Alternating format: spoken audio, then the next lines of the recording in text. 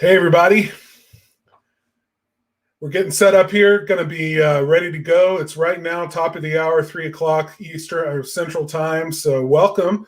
Glad to have you. Taylor's going to be joining us here in a minute. He's actually dealing with a plumber at his house. He'll, I'm sure, tell us all about it. But, exciting times. When the plumber can come, the plumber comes and you deal with the plumber. So, wait, looks like he might be back. I'm going to add him now, and then we'll get started here right after this.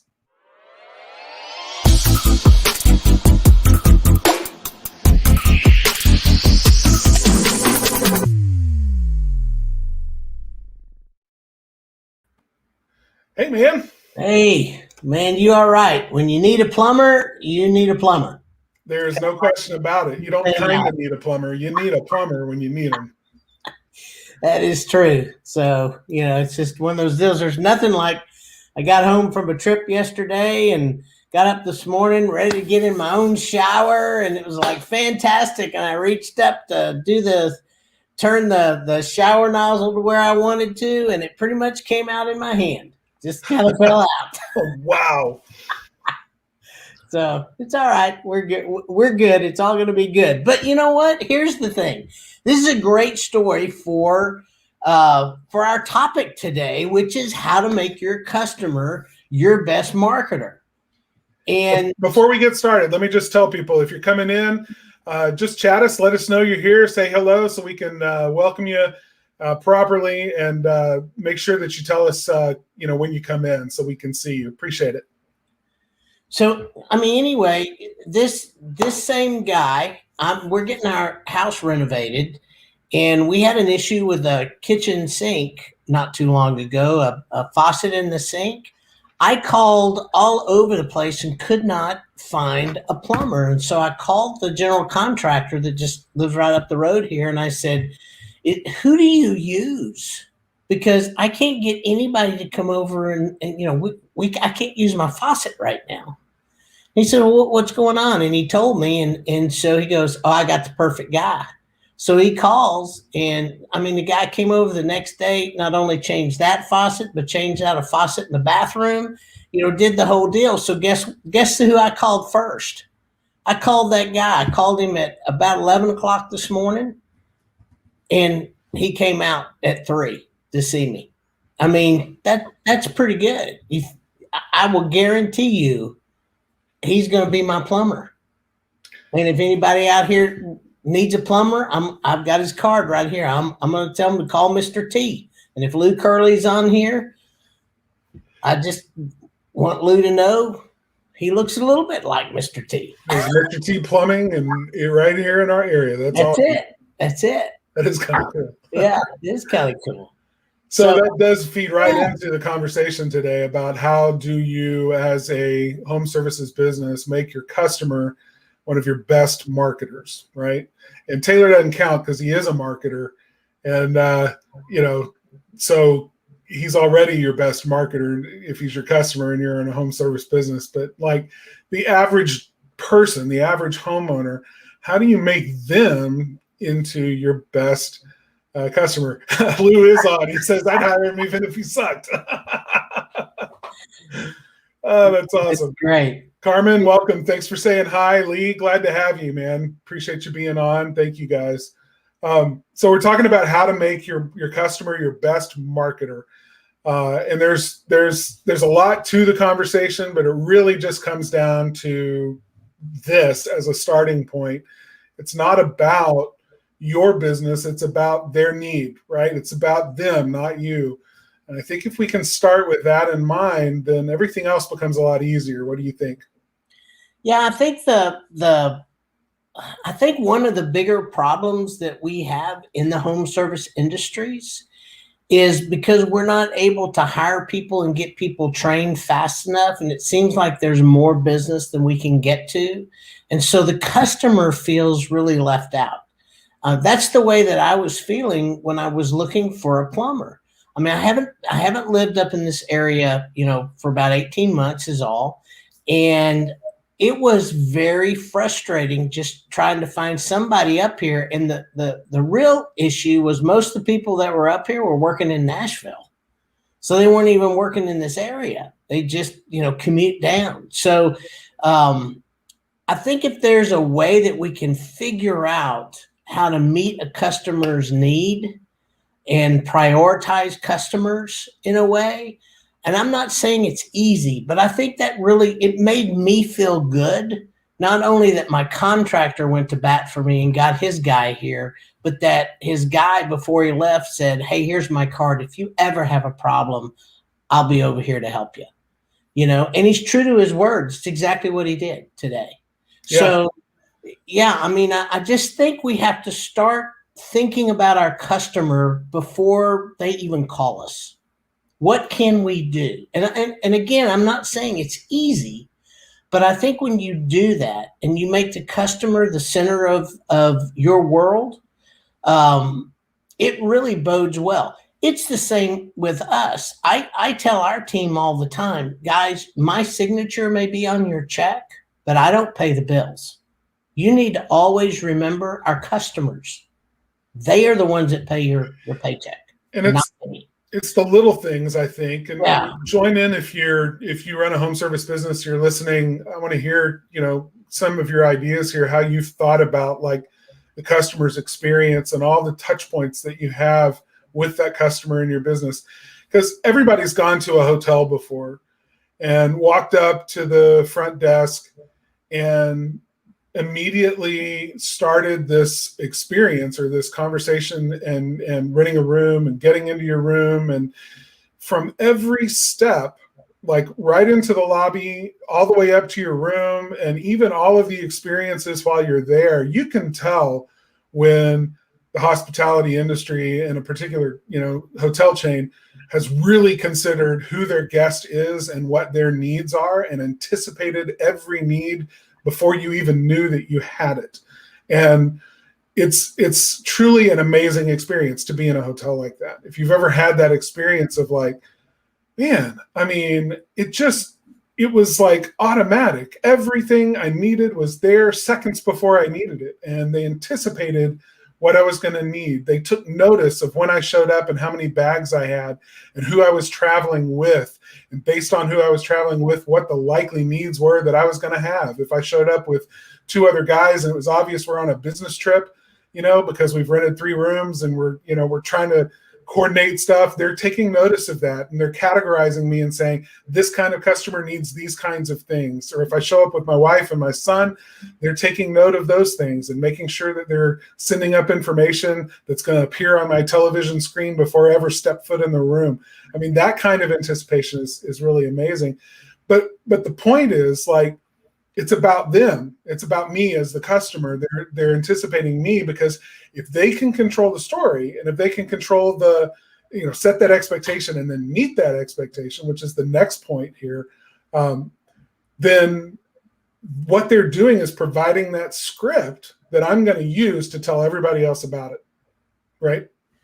Yeah. And I want to go back a little bit, because I think part of what we think about as business owners, any business owner, we've been told to, under promise, over deliver. Well, that sounds great if your under promising is pretty big. Right. You've got a pretty good under promise that is above most people's over promise, then you're starting at a really, really good place. But if you under promise and over deliver, but the over deliver still doesn't meet your customer's expectation, it's still not there. And I think, one of the I don't know if anybody has this guy in everybody's market, but have you seen the Trust Dale commercials? Have you seen that? I don't think so. There's this new guy. He's kind of an Angie's List guy. It's called Trust Dale.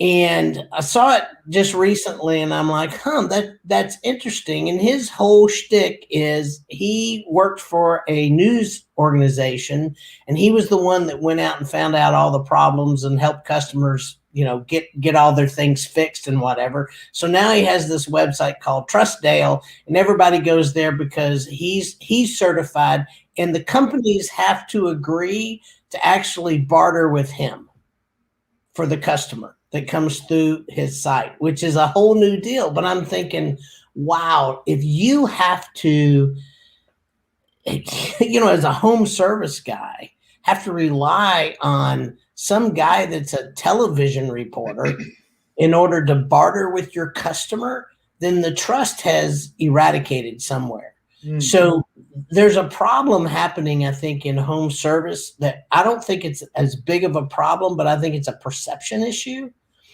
that home service businesses, they're going to come between 8 and 12, 12 and 5, whatever the perception is. And it's kind of brought everybody down.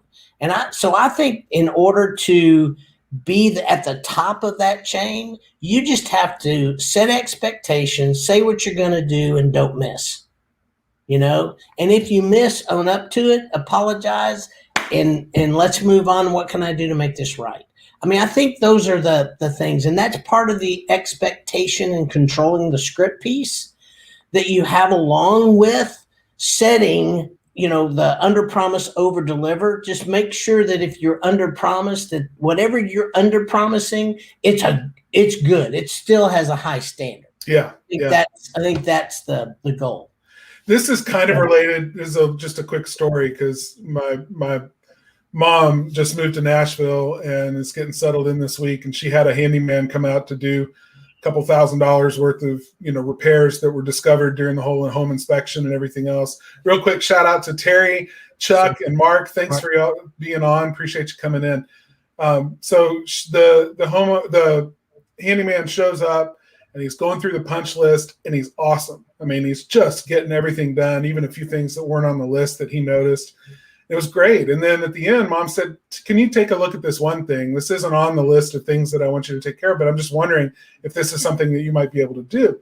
So they went in and they looked at the project, and he said, yes, I can absolutely do that. It is a little bit bigger than something I can add to the list for today, but why don't you call me in a few weeks and let me see where I'm at, and then I'll schedule a time and come out.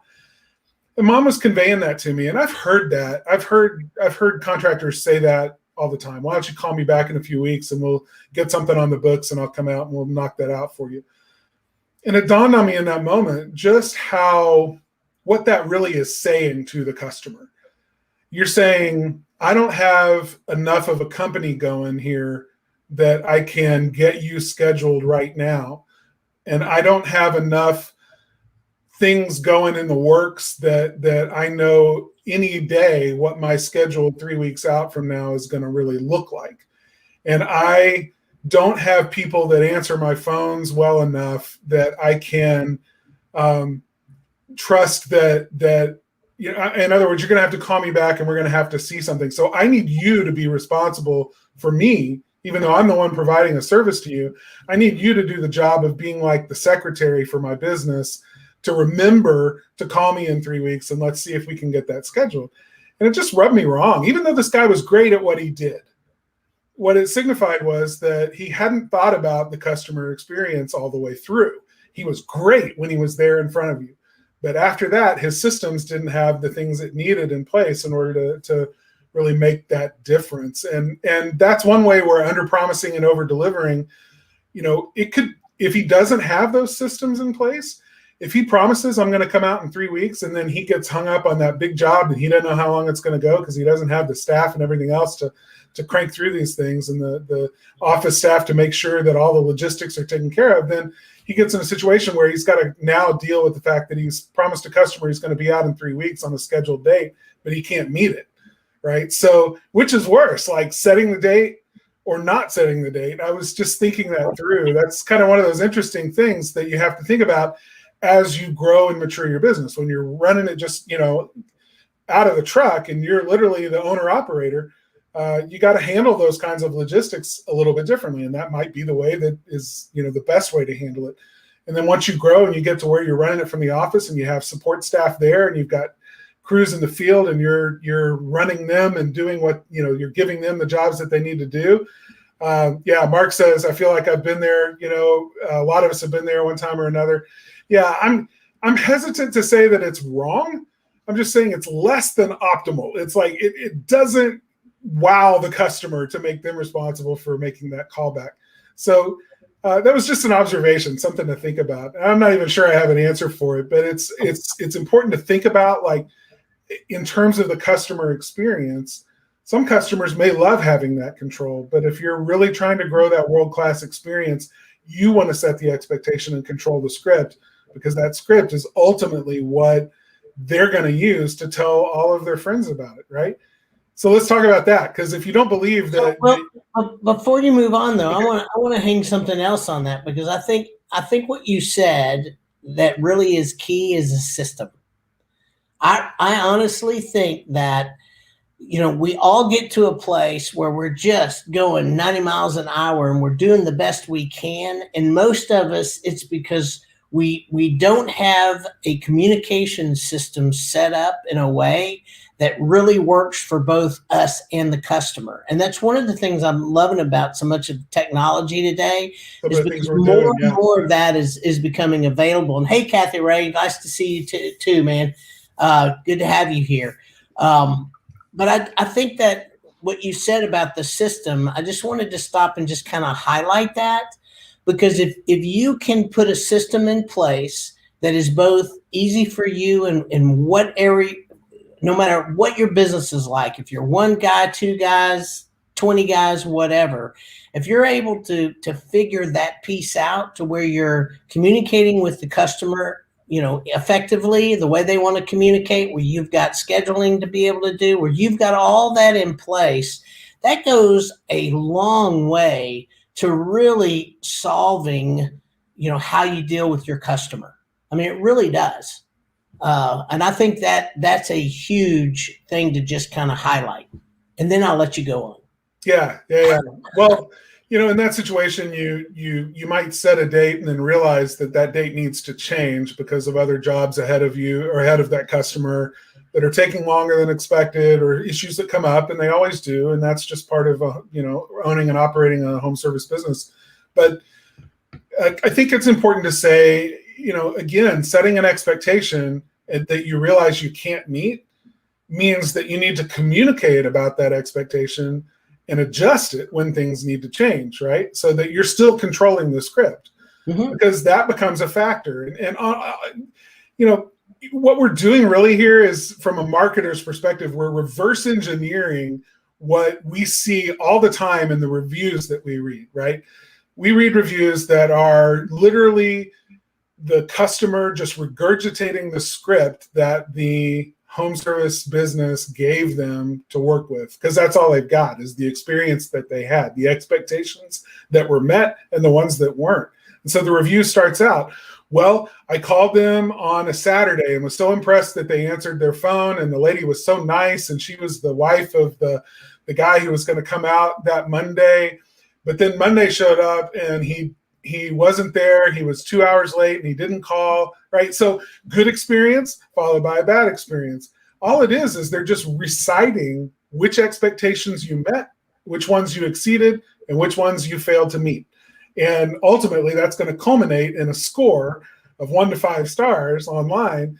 But we're just reverse engineering this. We're saying that these are all the points at which you can blow it or exceed an expectation, and it's your choice figuring out what the path through your business normally looks like for most customers, and then setting those expectations and managing those expectations and communicating when they need to change is how you control that script that eventually becomes the review. Well, and not only that, if you look at your reviews, and we've said this a lot, if you go back and look at your reviews, you can find out a whole lot about your business. Are you meeting your customer expectations? What are the points where those are not being met? If you have patterns in your reviews, it's real easy to see them, so you can go back and do some correction in those things.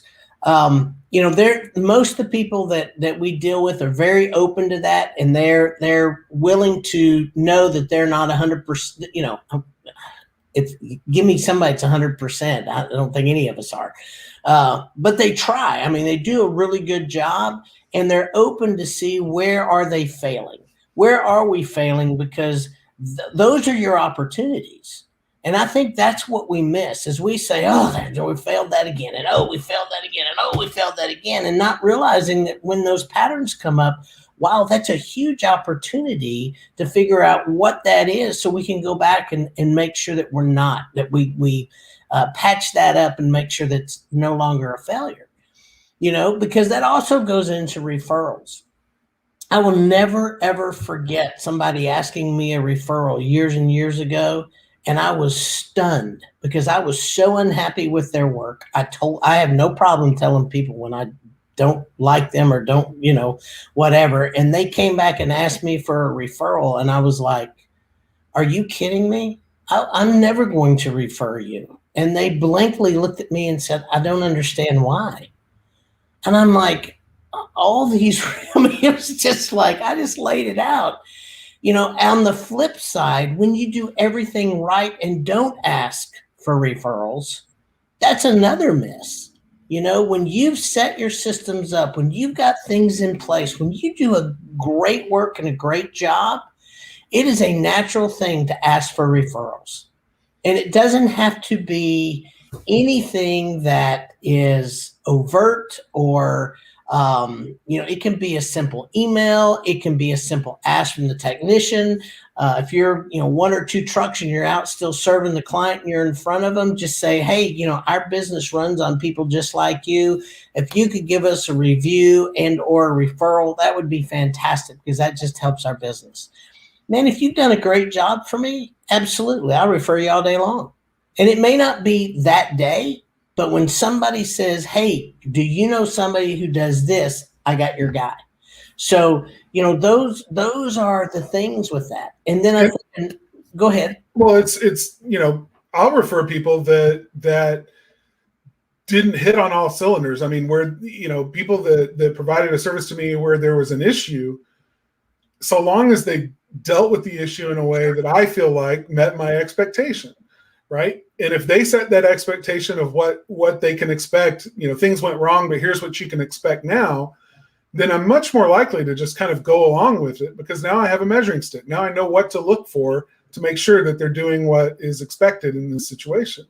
And if they do what they now said we're going to do to fix what went wrong before, then I know that we're back on track again. So everything's good, right? Green light. So we're proceeding. We're coming toward a successful conclusion of this service. So, I mean, that's again how you control it, but sure. providing that expectation and telling customers what they can do. Right? It's a game of ping pong. Now it's in your court. Now I'm going to take it and I'm going to serve it back to you, and then you're going to take it and you're going to do the next thing, and then I'm going to do this, and then we're going to, And so it's the back and forth, the dance, the courting, the tennis match that is part of like how you have to think about that experience so that it's always staying on track and we're always clearly in view of what comes next. So I think a lot of times it depends on the customer, and you have to be aware of this.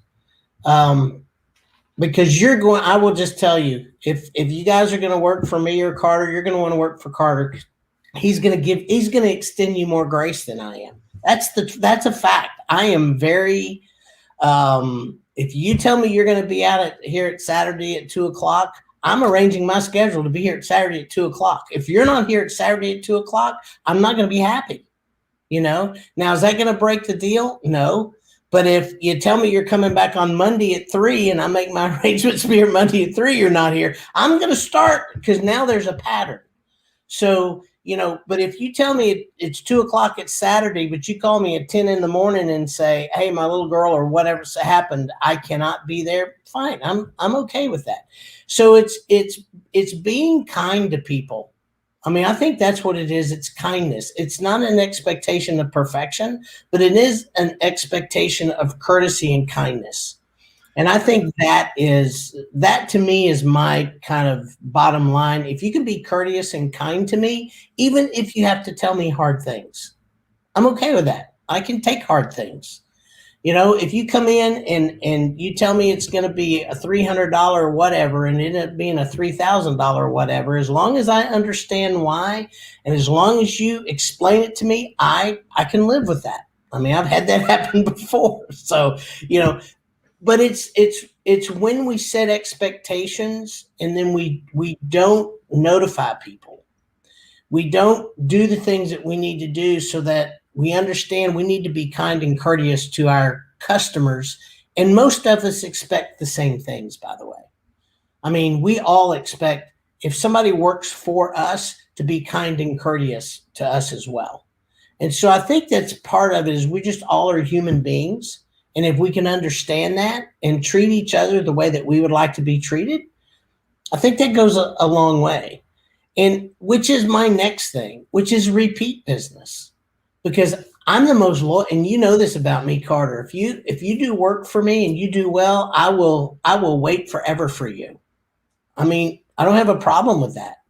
I am loyal beyond whatever. If I know you're going to do good work, I will wait 3 months for you as opposed to getting somebody out here to do it now, unless it's an absolute emergency, unless I just can't live without it. And you're like most people in that way. Yeah, absolutely. Better the devil you know than the devil you don't know. In other words, if I know that the only pain I'm going to experience in this transaction is waiting 3 weeks to get good service that's hassle-free, then that's a known quantity. But if I call the guy I've never worked with before, I may be inviting all sorts of hell into my life and my schedule and my checkbook that I was not counting on. And so I'm not going to do that. I'm going to wait for the guy that did a really good job last time, even though he's in demand, and I got to wait. Yeah.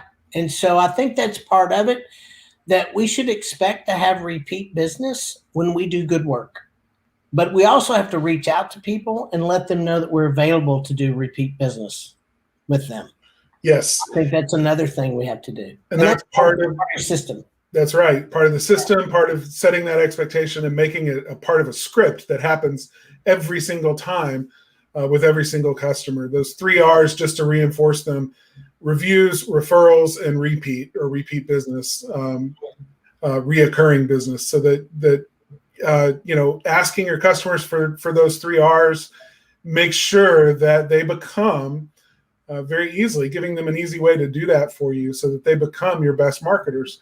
And absolutely, any home service business you talk to will tell you that the best customer is a referral customer.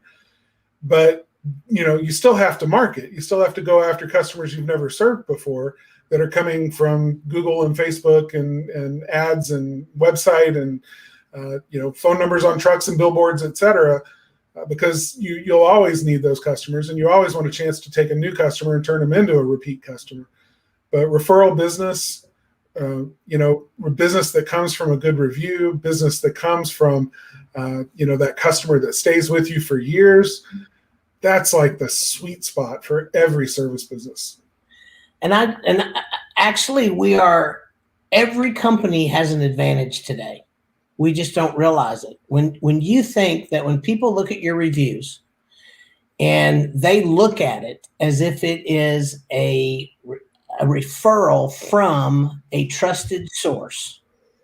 Now, it was going up and up and up. It's not anymore. It's right about 80%. But still, if 80% of the people that look at your reviews and they look at those as a trusted source, if you've got really good reviews, the chances are, whether they found you through Facebook, whether they found you on Google My Business, on organic, however they found you. And a lot of people just go in and say, electrician reviews in my area or electrician reviews near me. I mean, it's amazing what people search for today. And they start with reviews. And if you are one of the ones that have really good reviews, you've got a lot of them and they're current, you're going to get called. I mean, that's just the truth. Yep. It's kind of the way it works these days. Yeah, it is.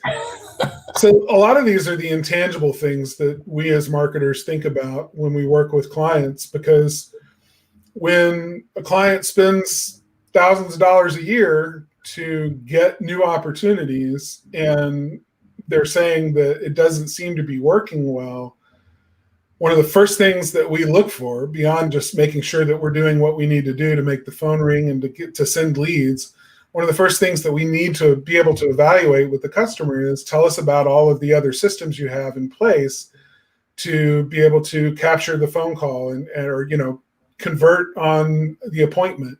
And how is your service and all of those other things that lead up to those reviews, because we notice we have quite a few negative reviews that are have happened just recently.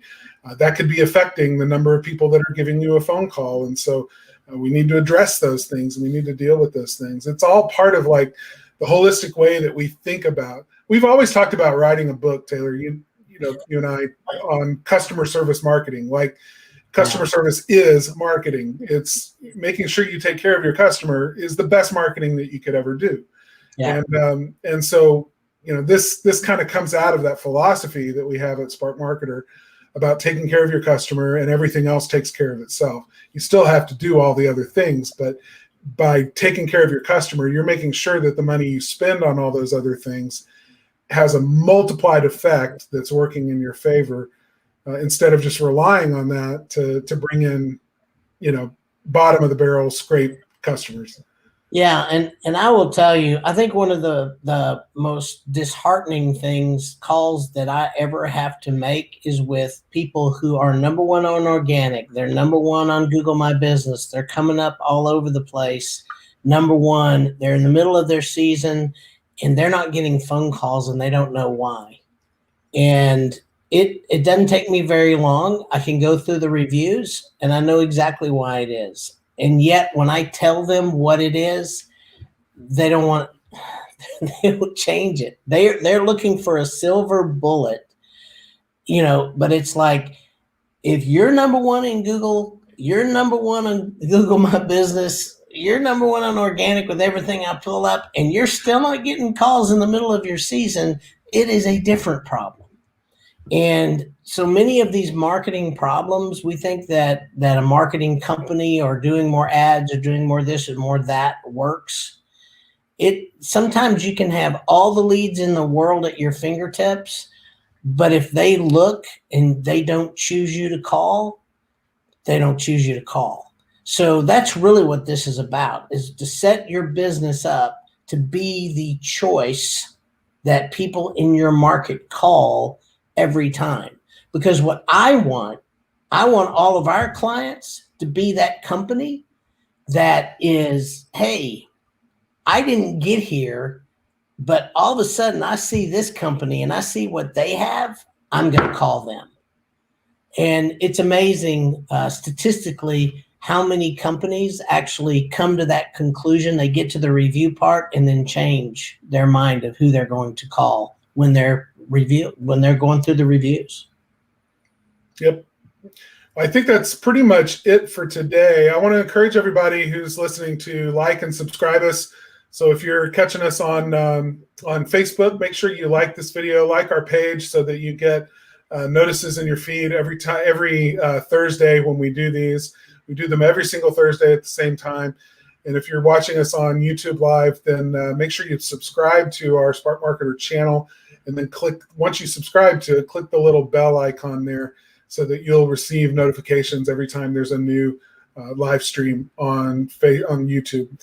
All right, so that's it. Really quickly, just want to tell you that if you are interested, you can get our playbook, which actually has an entire section at the end that talks about these really hard to measure qualitative type things like customer service marketing, and how you can improve those things in your business and what you're responsible for that your marketing company can't always do for you. But it goes into an entire checklist of things that your marketing company should be doing for you. And if they're not doing it for you, you're losing business. And we want to make sure that you're aware of like the things you can do, what your playbook looks like in order to improve the results of all the money you spend on marketing every year. And of course, if we can help you with that and you're not one of our customers already, we of course want the chance to be able to talk to you about that as well. So check that out at sparkmarketer.com/playbook. And if you haven't already liked or subscribed us, go ahead and do that. You got a few seconds left before we end it. Just want to tease what we're doing next week. Taylor, you want to talk about that? Yeah, it's really about ranking ain't what it used to be. I think I'll just give you a little bit of a taste, because for so long, people that were in optimization and Google and all this kind of stuff, it was always about being number one here, being number one there. We're going to go in and talk about some studies of how people actually do get found. mentioned it a little bit today, but we're going to go more in with that and why you don't want to get your blood pressure through the roof, because you don't have to be obsessed with ranking anymore. They're finding you in a whole lot of different ways. And we're going to talk about that and see if you can find some opportunities in those that maybe you're not doing, some of those kind of things that really kind of help you look outside the box, if you will. Awesome. All right. Well, I think that's going to do it for this week, unless you have something else. No, I'm so happy that you guys come. I'm just thrilled. And please, if you guys ever have any questions, any topics, anything you guys want us to cover, any questions that you have, then please let us know. We will add it to our list and do the research and come back. So, hey, Michael, glad to see you here, man. That's awesome. But that's it. You know, we're here for you guys. So if you have questions, if you want us to cover stuff, please let us know. Awesome. Thank you to everyone for joining us. We had a lot of eyeballs today and really appreciate you being here. Thanks for stopping in and saying hi, and we'll see you again next week.